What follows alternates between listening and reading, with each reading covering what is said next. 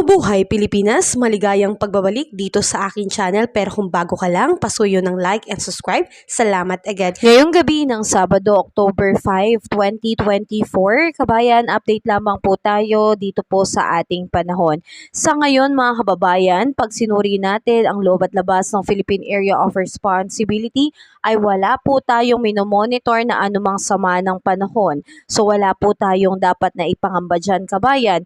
Naka-free storm po tayo within 24 to 48 hours, kabayan. Pero kung makikita po natin, dito po sa may labas po ng Philippine Area of Responsibility, medyo malayo po ito, meron pong isang LPA. At yan po yung minomonitor natin na kung magiging mabilis po ang pagkilos nito at tutumpok po sa Philippine Area of Responsibility, may posibilidad po na ito ay maging isang ganap na bagyo. Kung sakali man, ito man ay tatawagin nating Bagyong Christine. Pero kabayan, napakalayo pa rin po nito kaya wala po tayong dapat na ipangamba muna sa ngayon. Sa ngayon kabayan, ang tanging nakakaapekto at nagdadala po ng maulang panahon dito sa ating bansa ay ito pong ITCZ o Intertropical Convergence Zone. Ang apektadong lugar po dito ay ang malaking bahagi po ng Visayas at ang Northern Mindanao. Kasama na rin po ang Bicol Region, Palawan, Caraga. So ingat po tayo mga kabayan, ganun dito sa may Zamboanga Peninsula dahil asahan po ang maulang gabi. Ngayong araw po yan. At samantalang apektado naman po ng localized thunderstorm ang Metro Manila at ilang bahagi pa ng Luzon. So asahan ng pagkakaroon ng partly cloudy to cloudy skies with isolated rain shower and thunderstorm. Ang nakakaapekto po dyan ay ito pong mga localized thunderstorm at ito rin pong easterlies. So maalinsangan pero maulan din po at tsansa ng pagbuhos ng ulan ngayong gabi. At asahan natin mga kababayan, bukas po apektado pa rin po ng ITCZ, ito pong Bicol Region at Palawan, kaya asahan po na magiging maulan po ang panahon kinabukasan. Samantalang dito naman po sa may Metro Manila at ilang bahagi po ng Luzon, kinabukasan asahan natin na magiging maaliwalas po ang panahon lalo na sa umaga at sa tanghali. Pero pagdating sa hapon at gabi, asahan po ang pagkakaroon po ng mga biglaang pag-uulan.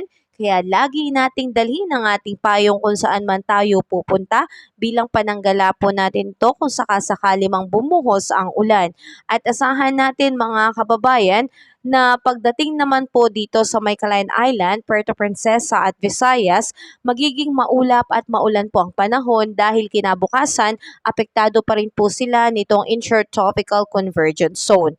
Samantalang dito naman sa may Mindanao, maaliwalas na panahon ang asahan sa umaga at sa tanghali. Pero pagdating sa hapon at sa gabi, asahan ng bagyang maulap hanggang sa maulap na panahon. So ingat tayo dahil may posibilidad po ng pagbuhos ng ulan, lalo na po sa hapon at sa gabi.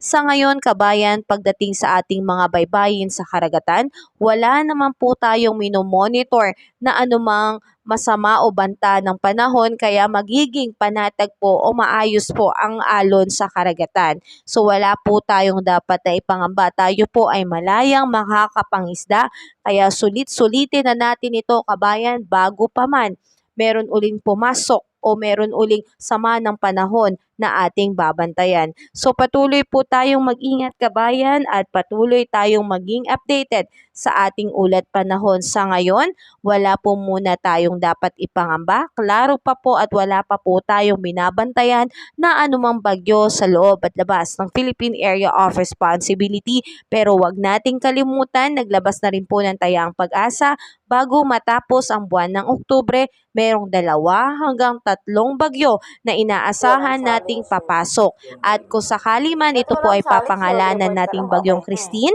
Bagyong Leon at Bagyong Marce.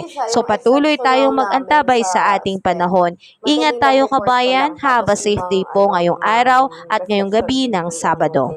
Kabayan, kung nakatulong sa iyo ang video na to, huwag mo namang kalimutang mag-like and subscribe at pasuyo na rin po, pahit na rin po ng notification bell para updated ka sa mga susunod ko pang weather update. Muli, maraming salamat, ingat, God bless po, kabayan.